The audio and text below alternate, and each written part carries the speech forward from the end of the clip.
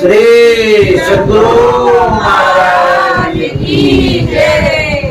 नमामि अमित ज्ञान रूपम कृपालम अगम बोध दाता सुबुद्धि निधि विशालम क्षमाशील यति धीर गंभीर ज्ञानम धर्म कील दृढ़ धीर समधीर ध्यानम जगत त्राणकारी अघारी उदारम भगत प्राण रूपम दया गुण्य पारम नमो सद्गुरुं ज्ञान दाता सुस्वामी नमामि नमामि नमामि नमामि श्री सद्गुरु महाराज की जय।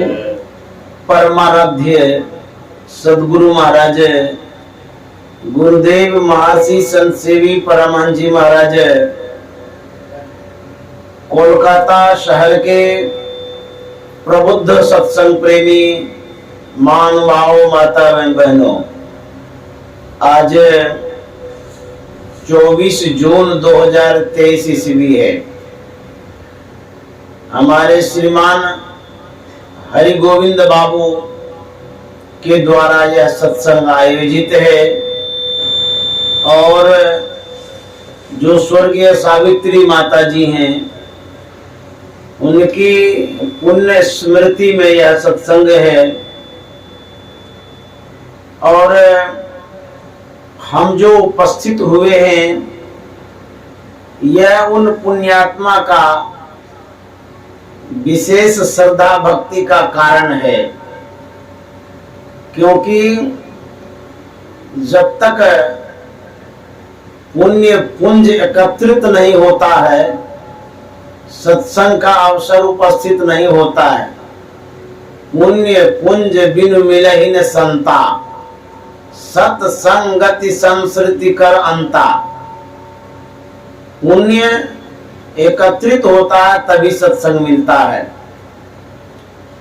तो जब सत्संग मिलता है तो जीव का उद्धार और कल्याण होता है। संगत ही जरी जाए न चर्चा राम की, दूल्हा बिना बारात कहो किस काम की। जिस संग में सत्संग की चर्चा ना हो, भगवत चर्चा ना हो, वह जो संग है कहता वह जड़ जाए तो भला है, वो बेकार संग है। जिस संग से अच्छा रंग न लगे, अच्छा ढंग न बने, कहते हैं उस संग का परित्याग करना चाहिए। सूरदास जी महाराज ने कहा है, तजो मन हरि विमुखन के संग, तजो मन हरि विमुखन के संग, जिनके संग कुमति उपजत है, पढ़त भजन में भंग। तजो मन हरि विमुखन के संग। सूरदास जी महाराज कहते हैं, जिनके संग से कुबुद्धि उत्पन्न हो, कुमति हो, ऐसे संग का परित्याग कर देना चाहिए, छोड़ देना चाहिए। क्योंकि आप यदि साधनशील व्यक्ति हैं तो साधना में व्यवधान उत्पन्न हो जाएगा। बुरी संगति के कारण, गलत संगति के कारण आपकी जो साधना वो भंग हो जाएगी, साधना में विक्षेप हो जाएगा, विघ्न हो जाएगा। क्यों? जिसके संग में आप हैं, साधना के प्रति उनकी रुचि नहीं है, अभिरुचि नहीं है, लगाव नहीं है, तो उनकी जैसी रुचि होगी अपनी ओर वो आकर्षित करेगा, खींचेगा, ले जाएगा। तो साधना में जिनकी रुचि नहीं है, तब तो संसार में रुचि है, विषय में रुचि है, विषय बाजार में रुचि है उनकी। साधना के अतिरिक्त जो रुचियां हैं, सिर्फ भौतिक जीवन की रुचियां हैं, खाने पीने सोने गपियाने का। तो यदि आप अपने अनमोल समयों को, अनमोल शरीर को संसार में ही लगाएंगे बुरी संगति के कारण, तो आपकी दुर्दशा होगी, दयनीय दशा हो जाएगी।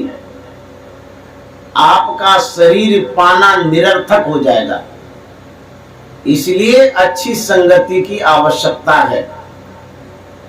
बुरी संगति यदि हो जाती है, बुरा होगा, गलत होगा, ध्रुव निश्चित है। एक आख्यान है, कहानी है, कथा है, जिनके माध्यम से बताना चाहूंगा कि अल्पकालिक संग भी कितना हानिकर होता है। एक हंस था, वह गर्मी के कारण व्याकुल हो गया, बेचैन हो गया, इधर उधर भटक रहा था। वह छाया खोज रहा था, वृक्ष की डालियों को ढूंढ रहा था। खोजते ढूंढते उसे एक वृक्ष मिल गया। उस वृक्ष पर बहुत चिड़िया रहती थी, बहुत चिड़िया थी भी। एक कौवा बैठा हुआ था। संजोग से वह हंस उसी के करीब में बैठ गया। उसको तो आराम करना था, छाया में बैठना था। वह हंस बैठता है और सुख की चैन लेने लगता है उस छाया में। लेकिन परमात्मा की अद्भुत लीला होती है, किस क्षण उस सुख में अशांति हो जाएगी, बेचैनी हो जाएगी। उस सुख को कौन सा बयार बहा करके कहां ले जाएगा, ये आपको भी नहीं पता है। पल में प्रलय होएगा, बहुरी करेगा कब। जिस सुख की नींद में आप सोए हुए हैं, कुछ ही घड़ियां बीतती है कि दुख आ जाता है, कोई न कोई व्यवधान उत्पन्न हो जाता है, कुछ न कुछ कारण होता है। शायद किसी किसी को उस कारण का पता भी नहीं चलता हो। वह हंस बैठा था, बगल में जो कौवा था बड़ा दुष्ट प्रवृत्ति का होता है। कौवा जब नजर नीचे करता है तो वहां एक शिकारी को देखता है। उसी गाछ के नीचे शिकारी भी आराम कर रहा था। वह कौवा दुष्ट आदमी, वह उस शिकारी के सीधे शरीर पर बिट करता है। बिट तो करता है लेकिन वो उड़ जाता है, इतना चालाक। बिट करके उड़ गया। जब शिकारी देखता है कि मेरे शरीर पर किसी पक्षी ने बिट किया है, ऊपर नजर करता है। जैसे ऊपर नजर करता है तो देखता है कि ऊपर में हंस बैठा है। जिसको कोई देखता है उसी पर न आरोप करेगा, उसी को आरोपित करेगा, उसी को दोषी ठहराएगा। क्योंकि जो घटनाएं घटी, वो घटना स्थल पर वो व्यक्ति नहीं है जिसने घटना किया है। तो जो व्यक्ति वहां ठहरा हुआ है, रुका हुआ है, सारा दोष उसी पर जाता है। इसीलिए सावधानी से आप किसी के संग में खड़े रहिए, किसी के संग में रहिए। क्योंकि यदि वह व्यक्ति बुरा है, आपको पता भी नहीं चलेगा उस बुरी संगति के कारण आपका बुरा होने जा रहा है। अब जानते क्या होता है? वह जो शिकारी देखता है कि हंस बैठा हुआ है, बिट जो किया था आवेश में आ गया, क्रोध में आ गया, गुस्सा में आ गया वह शिकारी, और वह धनुष बाण तान देता है। शिकारी सोचता है कि इसने हमको गंदा कर दिया है, जिंदा नहीं छोड़ेंगे, मारिए देंगे। वह निशाना लगाता है, ठीक निशाना लगा करके बाण छोड़ता है। हंस निश्चिंत होकर के बैठा हुआ था आराम से, उसको कुछ भी पता नहीं है। बाण छूटता है और जाकर के निशाने पर लगता है। हंस बाण विद्ध हो जाता है, वह हंस धराशायी हो जाता है। हंस जमीन पर गिरता है और उनकी अंतिम दशा हो जाती है, अंतिम अवस्था हो जाती है। वो मरणासन्न अवस्था में हंस हो जाता है। मरते मरते हंस कह गया कि देखिए, मैंने कुछ देर तक दुष्टों का संग किया, कौवा का संग किया, तो मेरी ये दशा हो रही है कि मेरी जान जा रही है। जो लोग रात दिन दुर्जनों का ही संग करता है, उनकी क्या दुर्दशा होती होगी। इसीलिए संग करना चाहिए, सोच के, समझ के, संभल के। क्योंकि कबीर साहब ने कहा है, संगति सो सुख उपजे, कुसंगति सो दुख जोय। कहा कबीर तह जाइए, साधु संग जय होय। आपकी जो संगति है, उस संगति से सुख भी उपजता है, दुख भी उपजता है। अर्थात आपकी संगति जैसी रहेगी, तदनुरूप आपको लाभ हानि हो सकता है।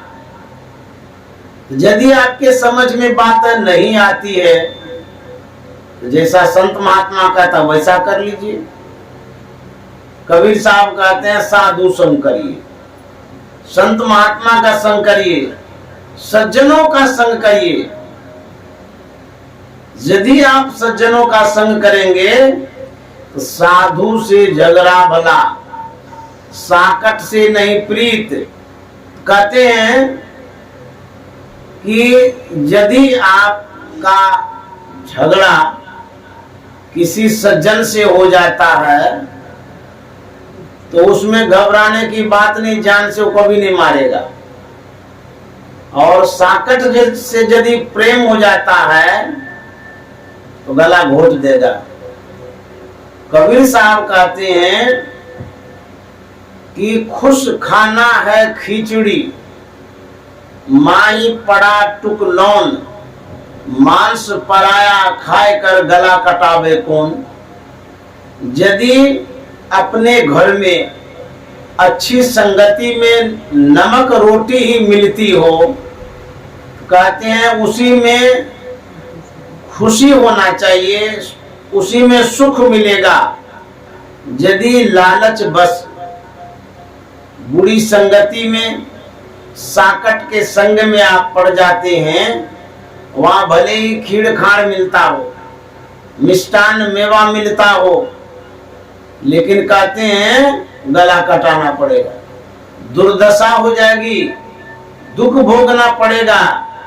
इसीलिए अपने घर में नमक रोटी खा करके रहिए, मत ललचाओ जीव। लालच बस मिष्टान मिठाई मांस खाने के लिए नहीं जाइए, वहां आपका भला होने वाला नहीं है। बहुत लोग सोचते हैं कि चलो बढ़िया बढ़िया मिष्टान बना है, बढ़िया व्यंजन बना है, खूब गला तक खाएंगे। यदि आप चले जाते हैं, वो दुर्जनों का संग है, आपस में विवाद होता है, झगड़ा हो जाता है किसी कारण बस। एक गांव में लोग पार्टी में गया था, विवाह का पार्टी था, उसमें आपस में किसी कारण से साधारण सी बातों पर विवाद हो गया, गोली चली। जो दो व्यक्ति विवाद कर रहा था उसमें से तो उसको कुछ भी नहीं हुआ, जो तीसरा व्यक्ति वहां पर था, खड़ा था वहां पर, गोली चलाया, उसके सिर में लगा और वहीं पर उनकी मृत्यु हो गई। गलत संगति के कारण आप गए थे, आपकी गलती कुछ नहीं है, आप विवाद में नहीं है, लेकिन संगति तो आपकी बुरी है। उस संग में जो आप गए उसका प्रभाव तो पड़ेगा। आप जहां जाते हैं यदि देश काल पात्र देख करके नहीं जाइएगा तो आपको दुख होगा, कष्ट होगा, वह आपको भोगना ही पड़ेगा। इसीलिए अपने जीवन को संयमित रखिए और आहार विहार को संतुलित रखिए। जो सुपाच्य हो उसको ग्रहण करिए और जो शुभदा हो उसी को ग्रहण करिए। ये नहीं है कि कर्ज लेकर के खूब घी पीते रहेंगे। आपके पास जो भगवान ने दिया है, जो जुड़ता है, उतना ही ग्रहण करिए। उससे क्या होगा, आपके जीवन में बहुत लाभ होगा, बहुत फायदे में रहेंगे। इसीलिए संत महात्मा कहते हैं खुश खाना है खिचड़ी और अच्छी संगति करिए।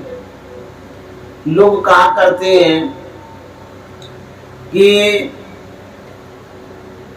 सब में भगवान है, सिया राम मैं सब जग जाने, करो प्रणाम जोरी जी को पानी।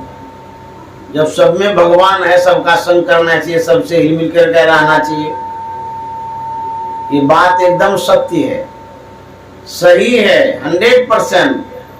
लेकिन सिया राम में सब जग जानी कहते तो हैं, लेकिन वास्तव में आप जानी, वास्तव में आपने जाना है कि सब में सिया राम में है, सब में भगवान है। इस सर्वव्यापकता का ज्ञान आपको हुआ है, आप पहचान पाए हैं।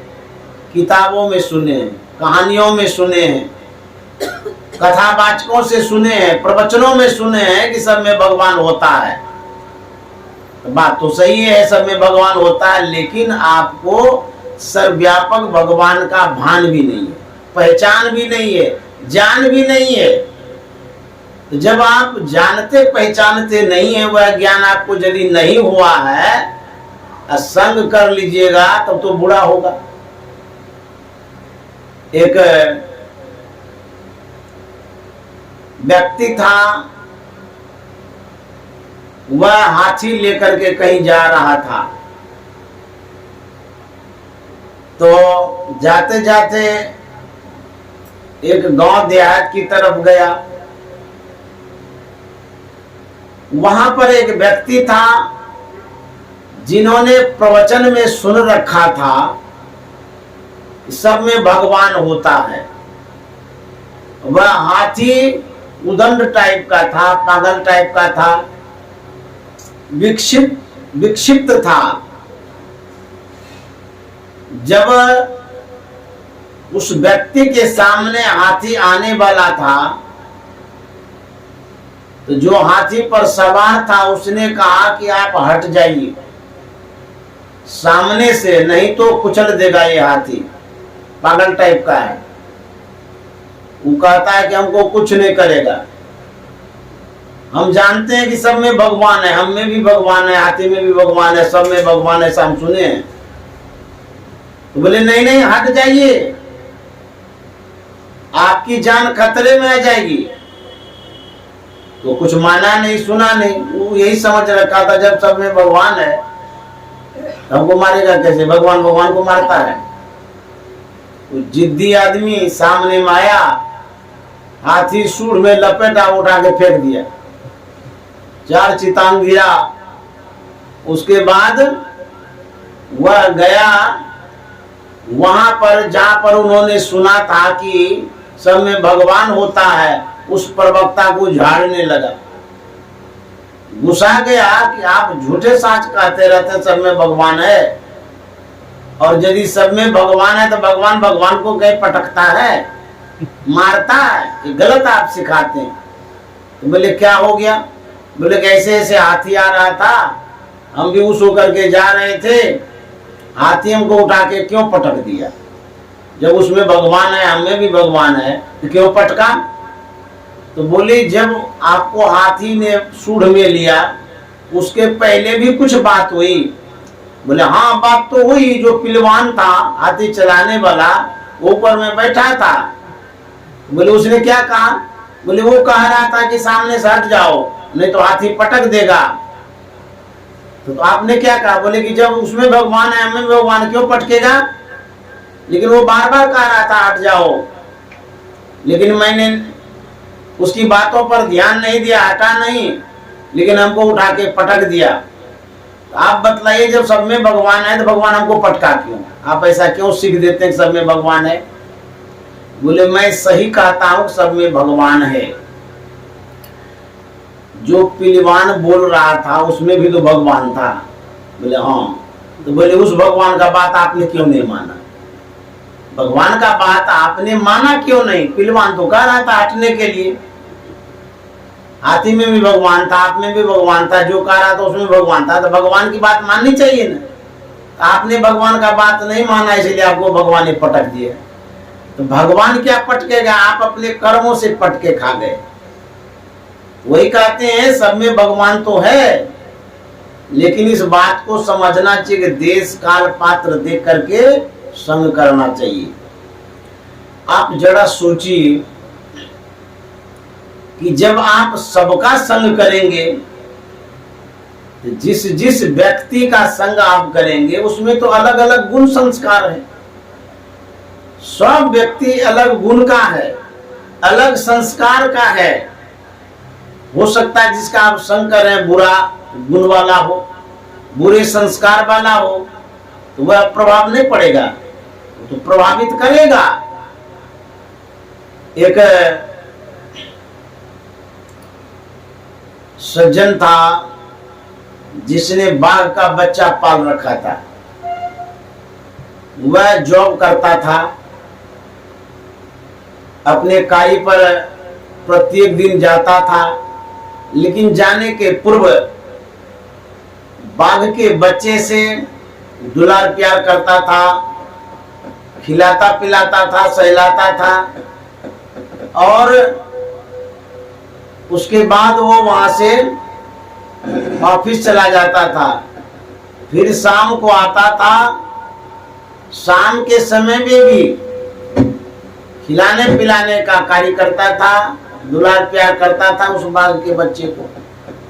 होते होते वह बच्चा सयाना हो गया, बड़ा हो गया।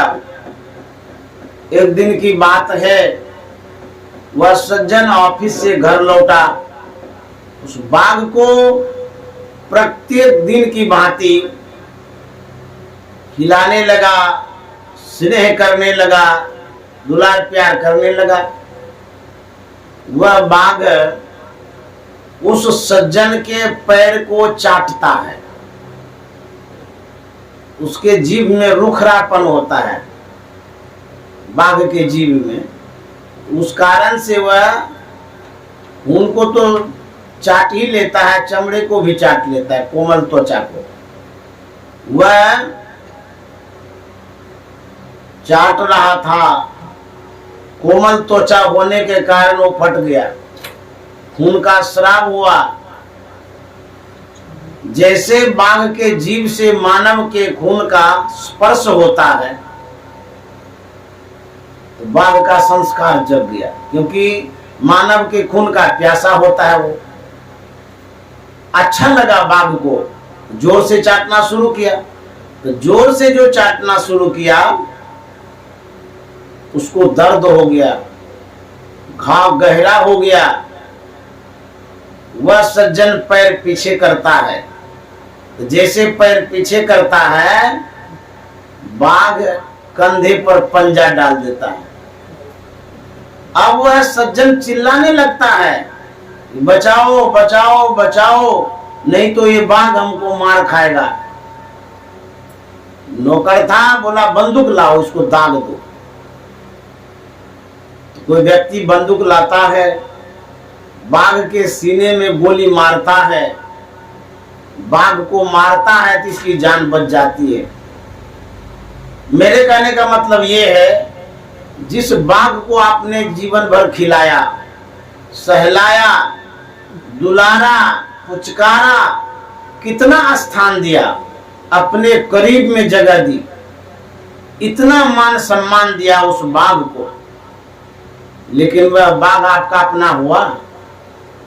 वह बाघ सपना हो गया आपके लिए। इतना खिलाना पिलाना सब कुछ करना तो बेकार हो गया, निरर्थक हो गया आपका। वह बाघ अपने संस्कार से बाज नहीं गया, बल्कि आपका जानी दुश्मन हो गया। जिसको आप दोस्त समझ रहे थे वही गला घोटने के लिए तैयार हो गया। गाय भी जानवर है, बाघ भी जानवर है। बाघ में अलग संस्कार है, गाय में अलग संस्कार है। गाय का संग करिएगा तो बेचारी छटपट जरूर करेगी, लेकिन जान से कभी नहीं मारेगी। आज तक सुने हैं कि किसी गाय ने किसी मानव को जान से मार दिया हो? नहीं सुने होंगे। लेकिन बाघ ऐसा प्राणी है जो दोस्त को भी नहीं छोड़ता है, हित करने वाले को भी नहीं छोड़ता है, भला करने वाले के भी गला घोट देता है।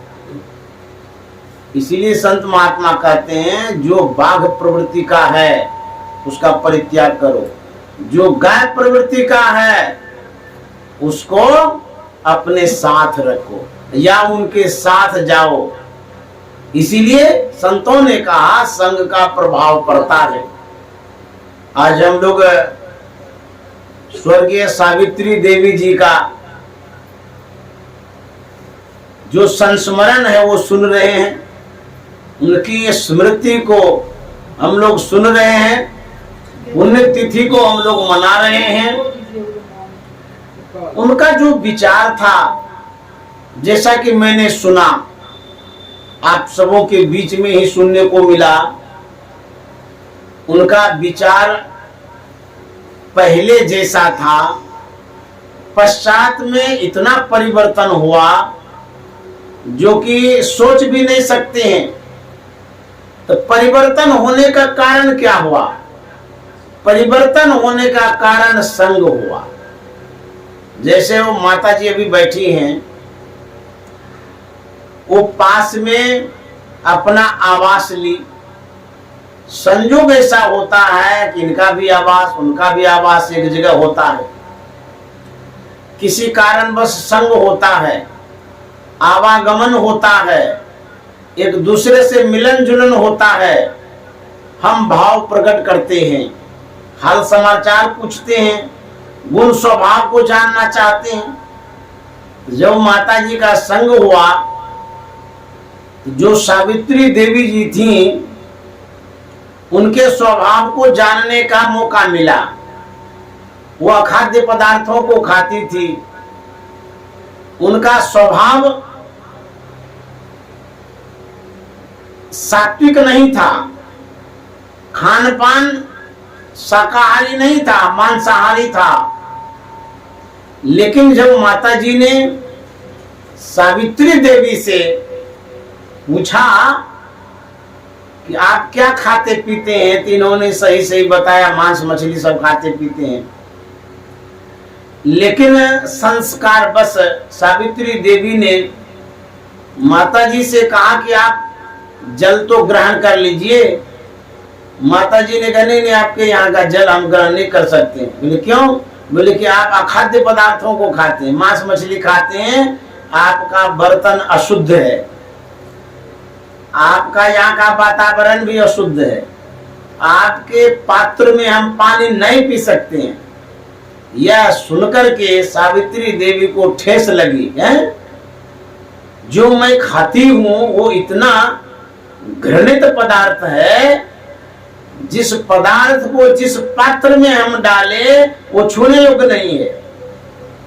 उन्होंने संकल्प लिया कि आज के बाद मैं उस पदार्थ को मुंह में नहीं लगाऊंगी जिसके खाने से समाज में अप्रतिष्ठा होती है, समाज के लोग घृणा करते हैं, समाज के लोग हमारे पात्र में पानी भी नहीं पीना चाहते हैं। उन्होंने त्याग कर दिया, और यहां तक उन्होंने त्याग किया, जो बर्तन बासन नया पुराना था उसको भी बांट दिया, दे दिया, इधर उधर कर दिया, घर से निकाल दिया। देखिए कितनी श्रद्धा जगी और कितनी अच्छी सोच जगी, और बर्तन बासन नया खरीद करके लाया, वातावरण को शुद्ध किया, खान पान को पवित्र किया। ये हुआ कैसे? माता जी सत्संगिनी थी, उन्हीं के विचारों में वो परिणत हुई, बदलाव आया ना, तो विचार बदला, अच्छे विचारों को ग्रहण की, तो अच्छी संगति से अच्छा विचार आता है, परिवर्तन आता है। और खान पान को शुद्ध करके समय पर माता जी से सावित्री देवी ने निवेदन किया कि मैं भी दीक्षा लेना चाहती हूँ, आग्रह किया। बार बार जब कहने लगी तो माता जी ने एक संजोग बिठाया और उनको दीक्षा दिलाया। संत मत से सावित्री देवी दीक्षित हो गई, साधना भी करने लगी, बहुत ध्यान करती थी जैसा कि मैंने सुना है, और सत्संग के प्रति लगाव भी रखती थी, यहां तक कि मरते मरते वो ध्यान सत्संग करते गई है। यह एक अच्छे संग का प्रभाव है, अच्छी संगति का प्रभाव है। इसीलिए हम लोगों को क्या करना चाहिए? अच्छा संग करना चाहिए। घर परिवार का सुधार हुआ, घर परिवार के जो सदस्य हैं वो भी सुधर गए, यह संग का प्रभाव पड़ता है। तो जब आप अच्छे व्यक्ति के संग में जाते हैं, उनके विचार से जब अवगत होते हैं, उसका प्रभाव पड़ता है। जैसे माता जी के विचार का प्रभाव पड़ा, तो जीवन में यदि परिवर्तन लाना चाहते हैं, जीवन को शुद्ध परिशुद्ध करना चाहते हैं, तो जो शुद्ध है उसके पास न जाना पड़ेगा, जो अशुद्ध है, जो गिद्ध है, उसके पास जाकर के शुद्ध कैसे हो सकते हैं? तो शुद्ध सत्संगी होता है, इसलिए उसका संग करना चाहिए। अरे गोविंद बाबू ने जो ये आयोजन किया माता जी के श्राद्ध पर, द्वितीय पुण्यतिथि पर, यह एक संग है, विचारों का संग, साधु का संग, महात्मा का संग, सज्जन का संग हो रहा है ना। जो हमारे अंदर में विचार है वही तो प्रकट कर रहा हूं। इन विचारों से जो श्रोता है वो प्रभावित होते हैं, वो स्वीकार करते हैं कि नहीं नहीं ये बात ग्राह्य है, ग्रहण करने योग्य है, अवश्य इस बात को लेना चाहिए, तब हमारा जीवन बदलेगा। तो जो हरिमोहन हरि गोविंद बाबू ने साधु महात्माओं को बुलाया आवास पर, तो विचार प्रकट करने के लिए बुलाया, साधु महात्मा का क्या विचार है वो सुनने के लिए बुलाया, वही मैं सुना रहा हूं। इसका एक प्रभाव पड़ता है, जो श्रोता है उस पर भी प्रभाव पड़ता है, जो आवास है उस पर भी प्रभाव पड़ता है, जो वातावरण है उस पर भी प्रभाव पड़ता है। भले मैं यहां से चला जाऊंगा, लेकिन जो सत्संग की आभाएं हैं, साधु महात्मा की जो आभा है, वो यहाँ बहुत दिन तक काम करेगी। तो जो उस आभा मंडल में भ्रमण करेंगे, घूमेंगे फिरेंगे, उस आवास में उस पर भी प्रभाव पड़ेगा, अच्छा छाप छोड़ेगा, पॉजिटिव प्रभाव पड़ेगा। इसीलिए यदा कदा साधु महात्माओं को बुला करके सत्संग कराना चाहिए, साधु महात्मा का संग करना चाहिए। इससे जीवन में सुख और शांति आती है, समृद्धि आती है। इसीलिए अच्छे का संग करना चाहिए। जीवन में यदि अच्छे शब्दों का चयन करते हैं, अच्छे शब्दों को स्वीकार करते हैं, साधु वाणी, गुरु वाणी, संत वाणी को स्वीकार करते हैं, आपके जीवन में कितना परिवर्तन होता है, एक कथा के माध्यम से बताना चाहूंगा। एक कुंभकार था, मिट्टी का घड़ा जो बनाता है, वह कुंभकार थोड़ी सी मिट्टी लेकर के चाक पर चढ़ाता है और चाक को वो घुमाता है। आकार प्रकार देने ही वाला था, तब तक में उसकी धर्म पत्नी आ जाती है। वह देखती है कि कुम्हार कुछ बना रहा है। वह पूछ बैठती है, अरे कुंभकार, थोड़ी सी मिट्टी लेकर के चाक पर चढ़ाया, क्या बनाने जा रहा है? कुंभकार कहता है, मैं चिलम बनाने जा रहा हूं। उनकी धर्म पत्नी कहती है, चिलम क्यों बनाने जा रहा है? बोले कि लोग सब गांजा पीते हैं, बिक्री होगी, कुछ पैसा होगा, कारोबार करेंगे, बैठ करके निठल्ले क्या होगा? भरण पोषण के लिए कुछ रोजगार तो करना ही चाहिए। इसी ख्याल से सोचे कि बैठे हैं, चिलम ही बना लेते हैं, जो कुछ पैसा आवेगा आवेगा।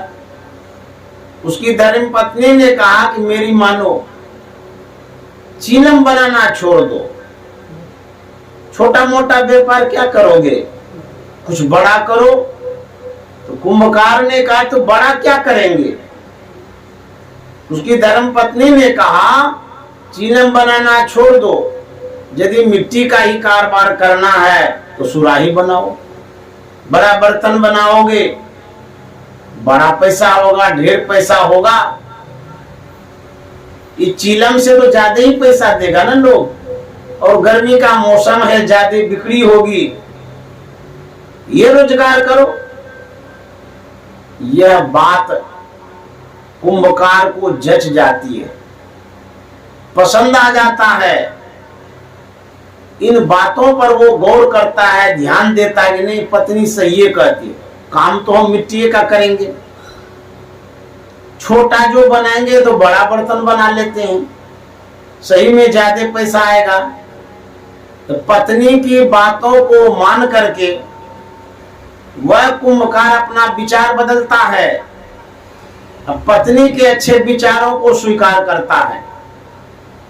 ध्यान से सुनिएगा कि विचार में जब परिवर्तन होता है, बदलाव आता है, अच्छे विचारों को जब आप स्वीकार करते हैं तो जीवन कितना बदलता है, इस कहानी के माध्यम से मैं वही बताने जा रहा हूं। तो वह कुंभकार अतिरिक्त मिट्टी चढ़ाता है और अधिक मिट्टी चाक पर चढ़ा दिया। चाक को घुमाता है, आकार प्रकार देता है सुराही बनाने का। जैसे आकार प्रकार देने लगा, उसी समय मिट्टी से आवाज आती है।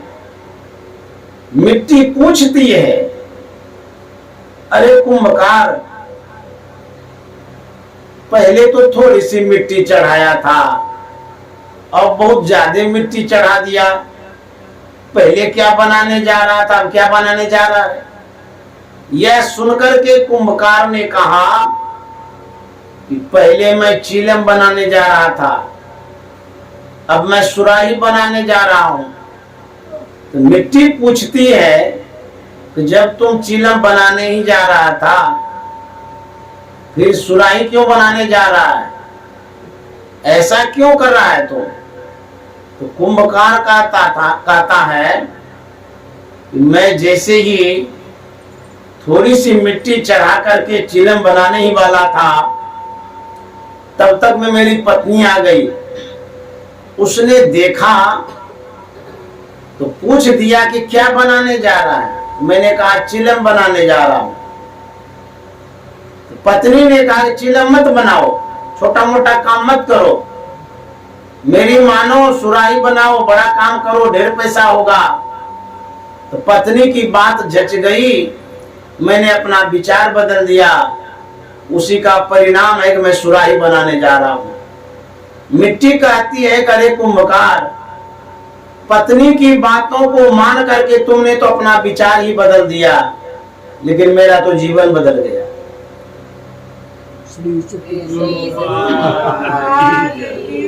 कुंभकार ने कहा, सो कैसे? मिट्टी कहती है, यदि मैं चिलम बन जाती उसमें आग लगाता है ना, तब ना भांग पीते हैं, गांजा पीते हैं। यदि मैं चिलम बन जाती, गांजा पीने वाला आग लगाता, मैं स्वयं जलती और दूसरे के कलेजे को जलाती। अब मैं सुराही बनने जा रही हूं, मेरे अंदर में शीतल जल रहेगा और जो जलपान करेंगे उनका कंठ शीतल होगा और मैं भी शीतल रहूंगी। यह परिवर्तन होता है विचार बदलने से।